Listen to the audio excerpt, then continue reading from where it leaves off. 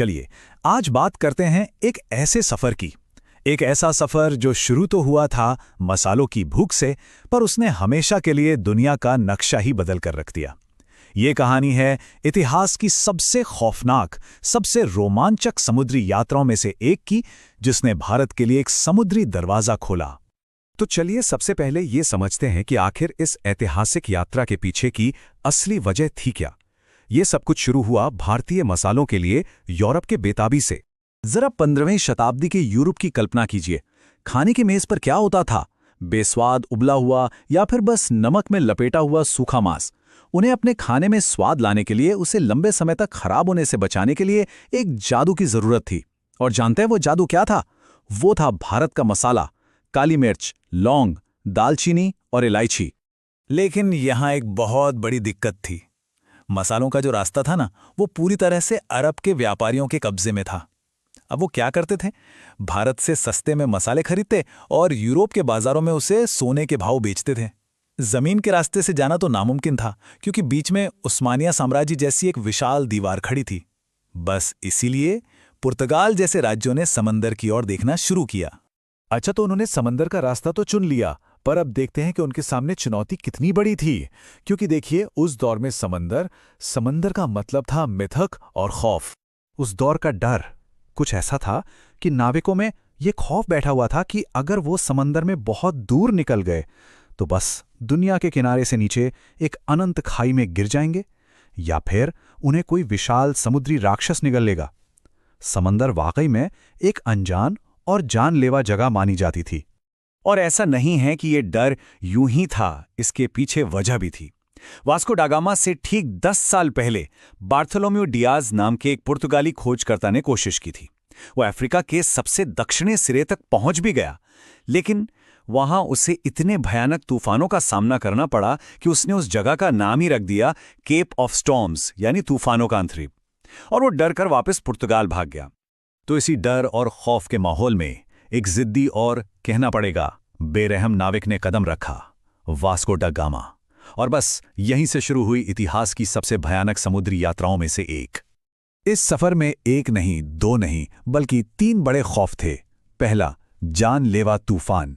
सोचिए, लहरें 10 मंजिला इमारतों जितनी ऊंची उठकर लकड़ी के जहाजों से टकरा रही हैं। दूसरा, स्कर्वी, एक खामोश दुश्मन जो धीरे धीरे नाविकों के मसूड़ों से खून बहा रहा था, उनके दांत सड़ा रहा था। और तीसरा, बगावत, जब डरे हुए थक चुके नाविकों ने वापस लौटने के लिए विद्रोह कर दिया।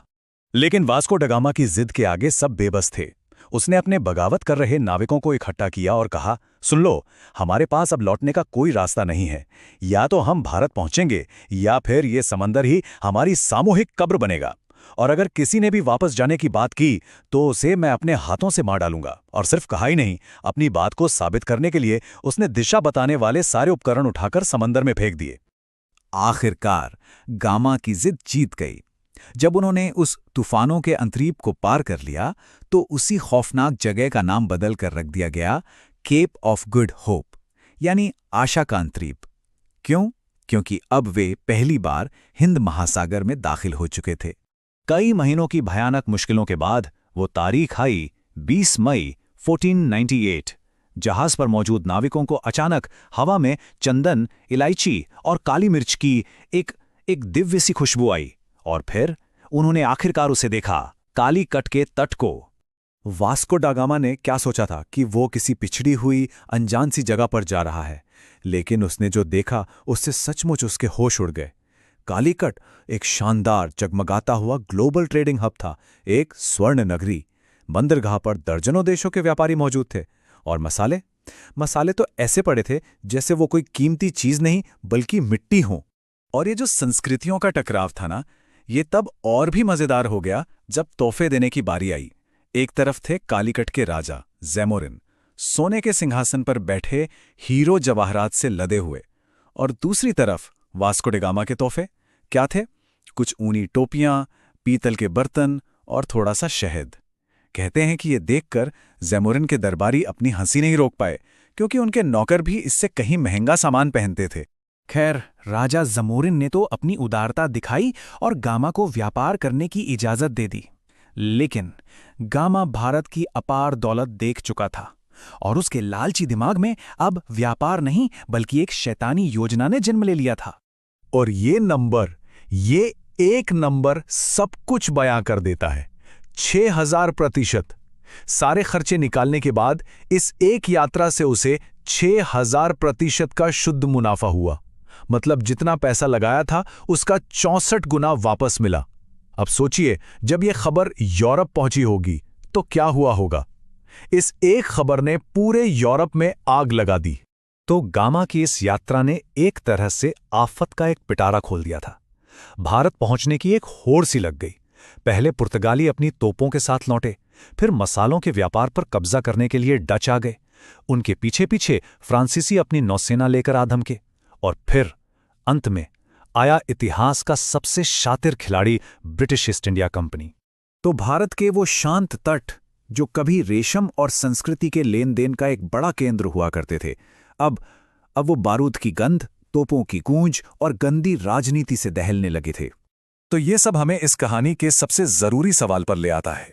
आखिर इस इतनी प्रसिद्ध यात्रा की असली विरासत क्या थी? सवाल ये है कि क्या भारत, एक ऐसी सभ्यता जो उस वक्त पहले से ही विश्व व्यापार का सरताज थी, उसे सच में खोजा गया था? ये किसी नई जमीन की खोज नहीं थी। नहीं, ये तो सदियों तक चलने वाली उस लूट के लिए एक दरवाजा खोलना था जिसने दुनिया के सबसे अमीर देश की कमर तोड़कर रख दी।